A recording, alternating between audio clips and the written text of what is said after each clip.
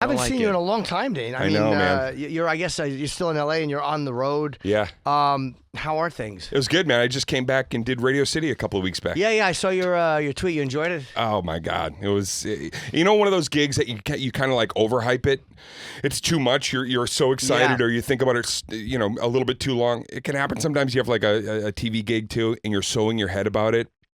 And it was, I'm like, it's Radio City and the marquee and the whole thing. And then like within a minute of my set, I grabbed the mic to move it and it broke. What?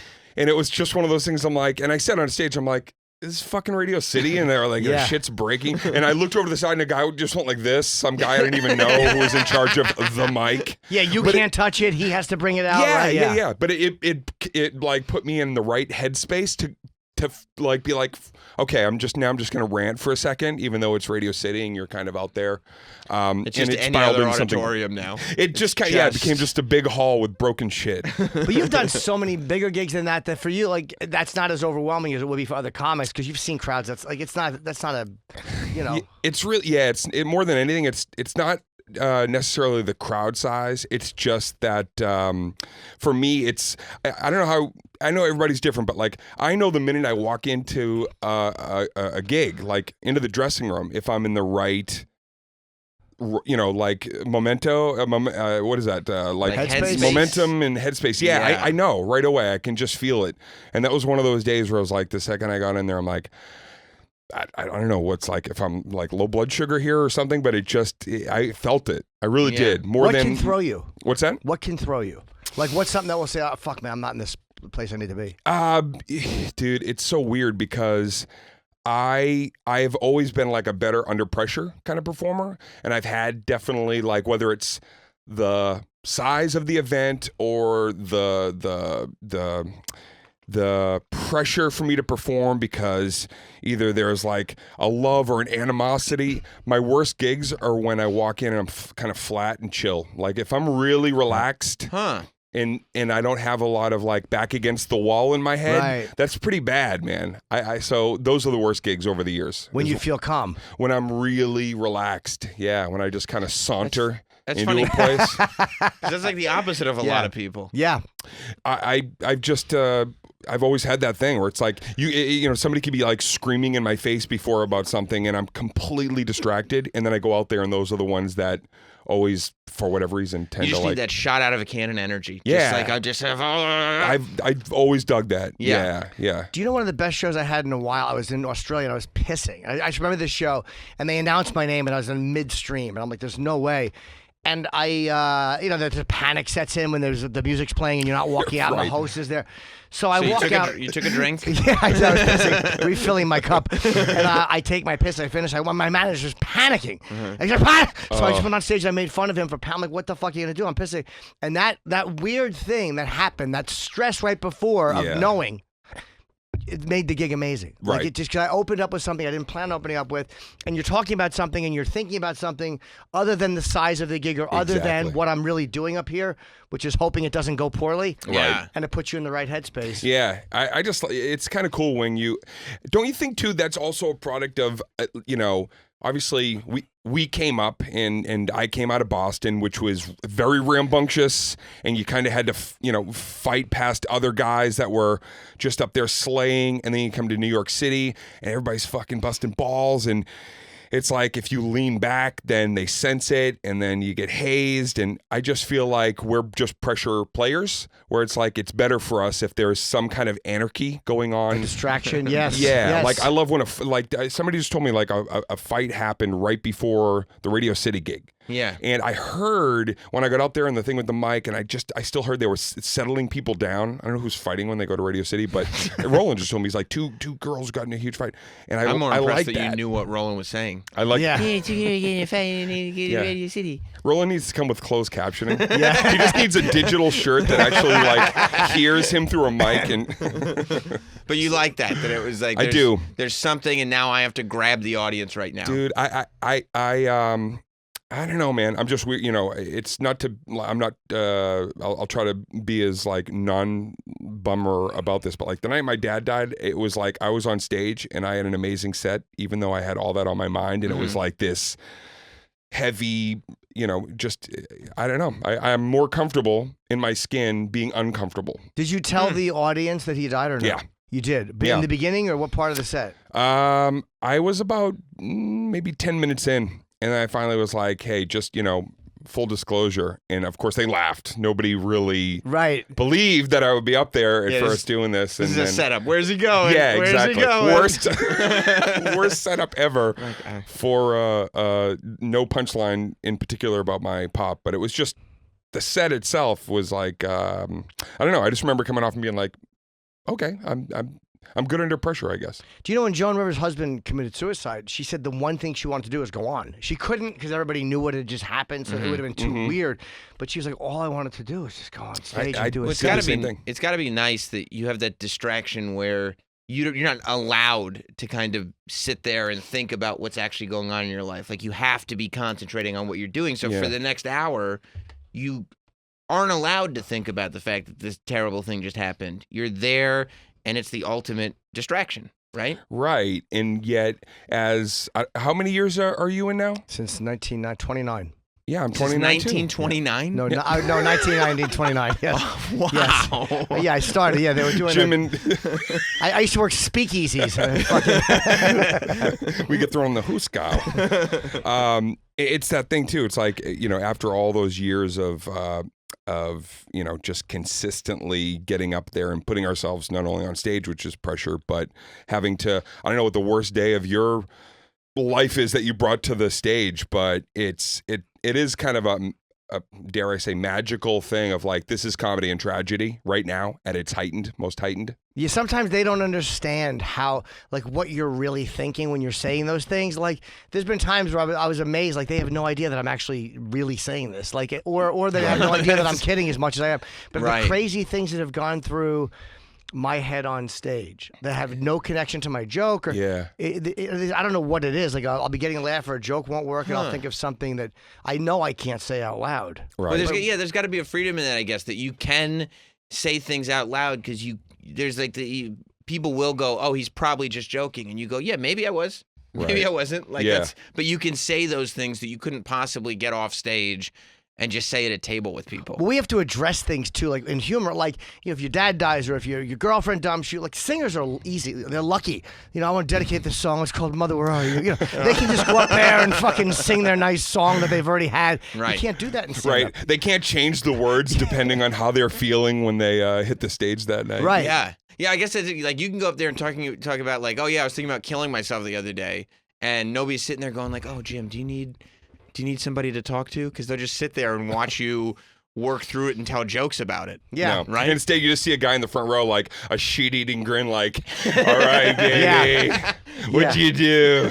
And there's a couple of people that really get it, and they really understand it. And they're like, oh, I'm happy someone is... it's funny with Boston guys. So many funny guys come out of Boston. It's such a great place for stand-up. Yeah. And I've been kind of looking on YouTube, because every guy in Boston talks about Gavin and Sweeney. Those are the guys. And there's a lot of other ones, but those are the two main. Yeah. And I really have never watched either one of those guys perform. Okay. I met Steve Sweeney once. I don't think I've ever met Gavin, but I've seen little clips of them online, and they're both really, really funny. But I wish there was more shit of them online to watch, because I want to really watch a full set for one of those guys. I will tell you, those clips don't do it any justice. I'm sure. Man, when they would have the kind of Steve Sweeney in particular. But Gavin pretty much is equally. He would have those sets where if you found yourself really like, after like 20 minutes, you'd be like, I should quit. Right. I'm leaving. I want to fucking leave here right now. God, I don't want to go up. I can't do that. Like, start to make you believe that you have no ability because I'm not doing that right now. He's very easy performer. I watched him at something, and he's just a casually really funny dude. Sweeney, I was like, what a great performer. Yeah. But the whole thing too, like, voices, sounds, energy, the movement, like kind of. I grew up loving Carlin. I just like somebody who's kind of bombastic and has.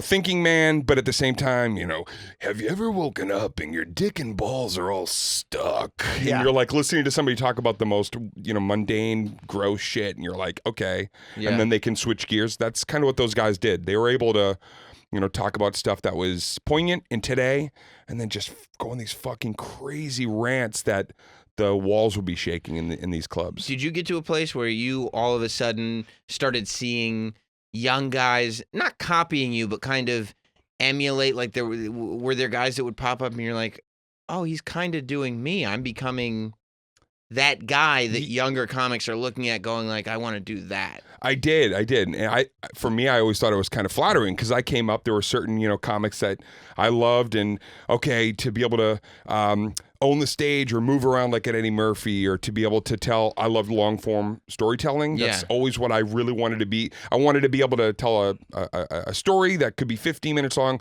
but there's breaks and there's still observational outside shit that is in part of the lineage of the, the story. That's always where I wanted to emulate and get to. So the, Cosbys and Newharts and guys that could keep you, kind of hypnotized by something that was going to take a little bit longer to have a payoff, And when I see it now, I never got upset at other comics like maybe some people did about me. And I don't know if that has to do with just maybe the time in comedy or what I accomplished. I'm sure it's different, or, everybody has an opinion.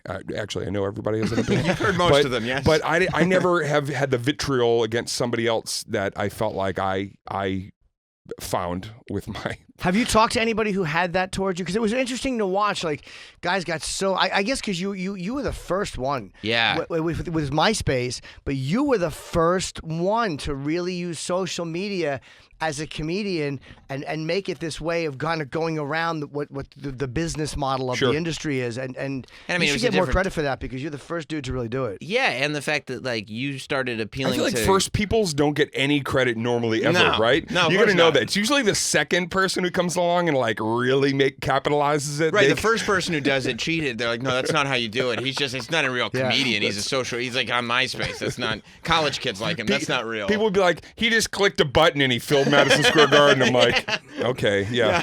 Which, by the way, like, you then did you do it. Yeah, before comics were really doing that. It was that whole period was it was wonderful. It was great to see it play out like that.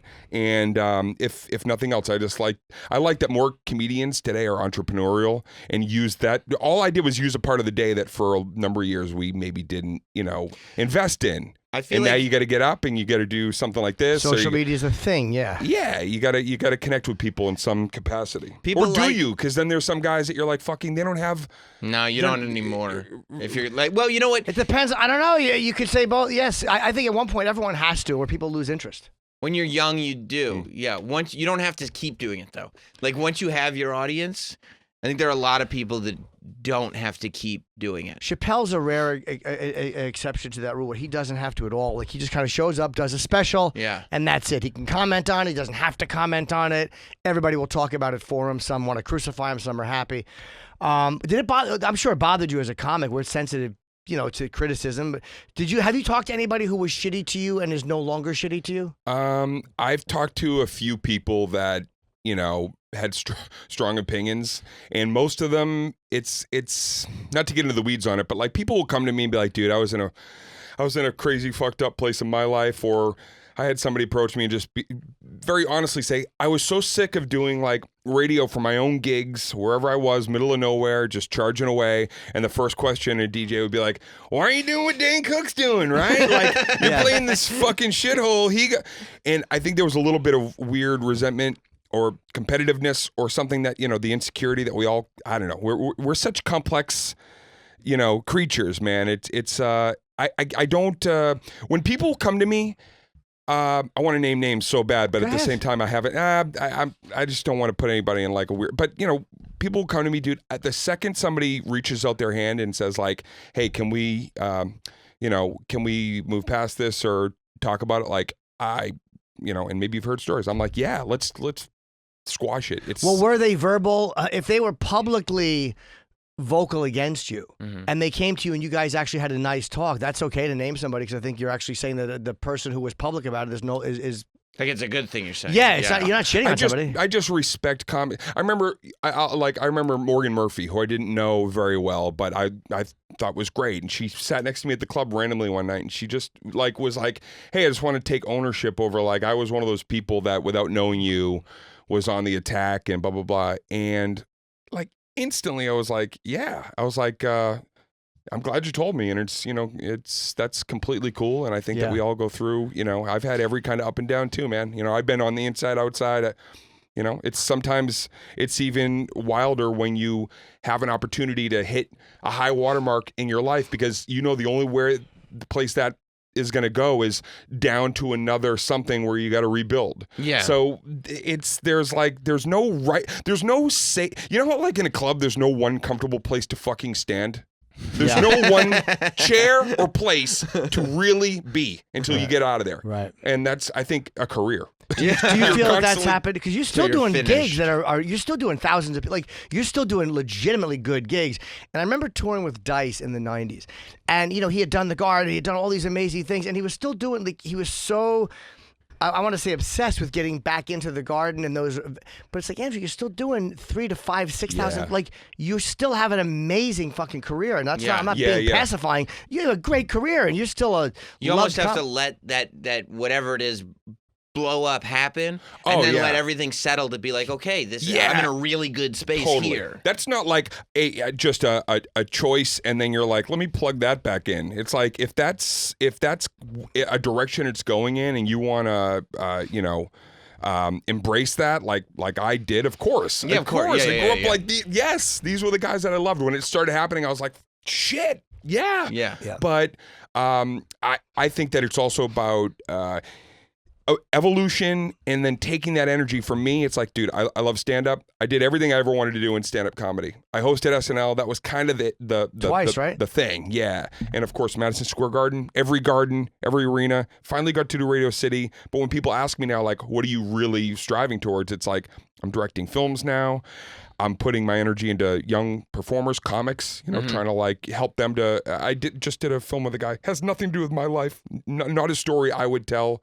It's more exciting to set a goal like that I've never done, as opposed to not trying to get back into The Garden. If The Garden calls, we'll figure it out if that's supposed to be. But otherwise, I'm having the time of my life. You're happy doing other stuff as well, because you really have nothing to prove as a stand-up. I mean, everybody knows what you've accomplished and how many specials you've done. Like, it's not like you got to go out there and show people, like, hey, I'm a draw. Like, everybody knows that. So there's other shit you just want to do. Plus, you're still doing it. Like, yeah. The evolution is pretty clear. Like, the fact that you're still doing it and still and completely coming up with new material every time, and you're being who you are now. It's not like you go on stage today and try to be the guy from 10, 15 years ago, whatever. Throw in some boot-cut jeans and feather my hair back. Yeah, and try to get the white hide beater the on. gray. It's like, no, man, I'm 47, dude. And I say it a lot on stage. I'm like, I'm just starting to get the pains and the, leaning into that second act. Doesn't it suck, though? Like, I say it, too, because it's like, I want to just get it out of there. And you're almost hoping when you say it that people go, no, but they don't. Right. Like, we noticed. I'm glad you said that. I'll say I'm 51 and not one head is surprised. I'm like, fuck, I really am 51. But again, it beats the option. As long as you're thinner than your audience, then you'll feel great. I can never not be thinner than my audience. I can never. If I'm not thinner than my audience, I'm probably dead. I can't possibly be fatter than my audience. But 29 years in, and by the way, just like side note, I have so many of those old like NACA and Boston Comedy Club flyers and all those things with all of us on there. And you save it all, right? I got it all, man. It's that whole era, very, very cool. But 29 years in, when people do a meet and greet or whatever and come up to me, they're like, oh, I saw you at The Garden, I saw you whatever. It's like, I'm psyched because I'm going, I had a few tools and I was on the seat of my pants and I had like youthful exuberance, but I'm seasoned now in a way and I can tell a story and like there's so much, I'm so much better. Yeah. I still for me am like, there's other things I want to be able to obtain, but the place that I wanted to get to more than anywhere was being able to like still have the natural energy in performance, but something I saw guys like Patrice have so early, even Chappelle, was like introspection, to be able to like slow down and tell a story, like plant the feet and just be right here. And if I want to go into some kind of movement around it, it's like, it can be part of it, but to have both of those things together and and keep a crowd like, as kind of enraptured and excited is, I feel like it's the best time for me I've ever had as a performer. That's hard to do. I am not good at storytelling. I've never been a good storyteller. No matter what I'm talking about, I'm like, they're losing interest. I'm losing interest saying it. I panic, but I'm right. Like, I know what I'm good at, and that's not it. Like, I admire guys who can do that.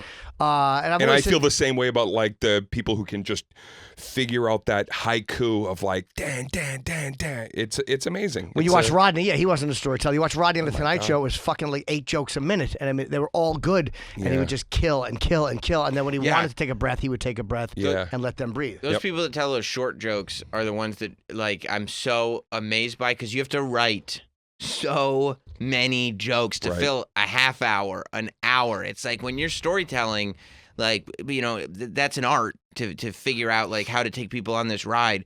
But when you have to write 150 jokes because you're telling, however many a minute. Yeah, like it's LPMs. crazy. But you know what's so funny? I'm not trying to like poo-poo on my own kind of, performance, but a storyteller, it's like the Johnny Carson approach, where I think it's a lot more about personality and you got to have the laughs in there, of course, but you can get away with so much more in terms of just like, they like the swagger, they like the this, they like that I'm going to slow down and be like, hey, shut the fuck up over there, come out of the character, go back in. Mm-hmm. When you're the LPM joke guy, that's it. That's it. If you're killing with just that, with no frills, that's very impressive. And the economy of word. I hate to say that word economy, but it's amazing. Like I would look at that should be your book. The economy of words. And I just an economy of words. For whatever reason, an economy of words. Jim Norton, an economy of words. And Rodney's stuff was so perfectly like no extra words, nothing like wasted. nothing like I'll wasted. add words because I just to pad it or to make it like if I'm doubting something I'll throw in word, but like just fucking. Did you work with him? No, I met him. I was on O&A. We interviewed him once. I don't know. I never knew him. I wish I had. You never heard Rodney Dangerfield go, what else? Right. You know what I mean? Like those moments. Unless it was part of the what's going on? What's going on? Yeah. But I was at the Laugh Factory in LA when I first got there in like '98. So Rodney was like popping in a lot, and there was a thing that I had to do because I would host a lot of shows, and they'd be like, Rodney's coming in. I'd be like, okay. And you had a certain thing that you had to do with Rodney, and what you had to do is he'd sit at the booth, and I'd have to go on stage, and I did this maybe like 40 or 50 times over the course of a few years that he popped in. I go, ladies and gentlemen, there's an absolute icon in the room. Ladies and gentlemen, Rodney Dangerfield. And Rodney's like, and let them go, make some noise, go. And of course they go crazy. They're going fucking apeshit, like screaming and bonkers. And then he would stand up and kind of like half stand up, like I'm just gonna wave. And then you'd have to go, Rodney, would you come up here for a few minutes for us, Rodney? And then the place would go, and they'd really like, and then Gary Glitter comes out and it's like, and then Rodney would kind of like throw the hands like, no, I can't do that. And then you just say it one more time. So it was like the classic comedy 3. Do we want to see Rodney? Like you're making Rodney. Right. Yeah. And then he'd come up and do it. And one night I finally had the balls to be like, Rodney, like, why not just walk up? And he I got to know, kid. I got to know they want to see me. And it was that thing of he just wanted to hear it. He wanted to hear it. You want to make Would sure he do well on stage? Crush. Yeah. Kill it. But isn't it amazing that even at that level, he had that insecurity of being like, no, I need to hear that they definitely want me before I go up there. Yeah. Like, that's amazing. And his material was very universal. Like, it's very black, universal. white, all. It didn't matter. It was just funny. No, everybody loves Rodney. But it was also like one of the few, I don't know, I saw a lot of people coming in and out of Boston, New York coming up, so I kind of got used to seeing like, but seeing him standing on stage was like my whole like childhood. Just it was amazing to be in a room with that guy. Me and Florentine went and saw him at Avery Fisher Hall the night that we interviewed him because I wanted to be in the room with him once when he performed. That was and it was hard to when he was really old. It was like the voice it was a little harder to hear him because he was an older guy but it didn't matter. You were still just watching Rodney do stand up live. Yeah, I knew it would be the only time I ever saw him, and it was. There was the only thing that. It's like we wouldn't be comics if we didn't haze on each other a little bit. But I remember one time he came in, he had an earpiece. and his Wife, wife right? would, Yeah. kind of feed him jokes once in a while. But every once in a while, the something wouldn't connect, and it was like an animatronic Rodney, where you just see him and he'd be like, "Hey," and you just see him kind of waiting. Or she'd be upstairs like, my wife is it, and there would be this weird like via satellite, delay. It was so weird. You just wanted to be like, Rodney, let me help. I know the jokes. Yeah, exactly. What's better than his fat jokes? There's, The best. there's nothing better. He could. It's funny. Half the stuff he did today, people would object to. Of course they would. Body shaming. My wife is slut so shaming. stupid. Yeah. Want more Jim and Sam? Catch up with full episodes and interviews from celebrity guests anytime on demand using the SiriusXM app.